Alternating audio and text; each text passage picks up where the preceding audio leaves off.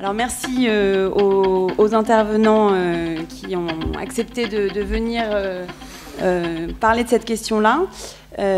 Donc Chantal Cutajar, qui est professeure d'université à Strasbourg et directrice du GRASCO, le groupe de recherche Action sur la criminalité organisée, et qui est aussi contribue aux travaux de la plateforme Paradis fiscaux et judiciaires avec l'OCTFI, donc l'Observatoire citoyen pour la transparence financière internationale. Merci. Monsieur Jean-Baptiste Carpentier, donc directeur de TRACFIN, cellule française de lutte contre le blanchiment des capitaux et le financement du terrorisme, et puis Christian Chavagneux, rédacteur en chef d'Alternative économique et co-auteur d'un récent livre qui s'appelle La Capture.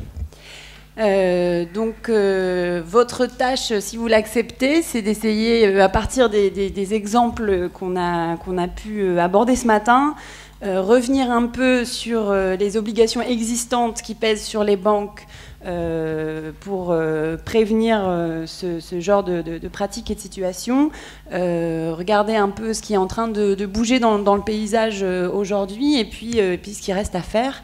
Donc effectivement, ça a été dit en introduction, quand on a choisi de faire un focus aujourd'hui sur la question des banques et du blanchiment, c'est que finalement, on a l'impression qu'en 2013, il y a beaucoup de choses qui ont considérablement bougé, notamment au niveau international, en matière de lutte contre la fraude, l'évasion fiscale, avec des grandes déclarations sur l'échange automatique, sur la transparence des entreprises, etc. Et que la question de la lutte contre le blanchiment serait un peu le parent pauvre en ce moment, et notamment une des propositions de la société civile qui avance le moins, c'est la question de la neutralisation des sociétés écrans et l'identification des propriétaires réels des sociétés et autres structures juridiques.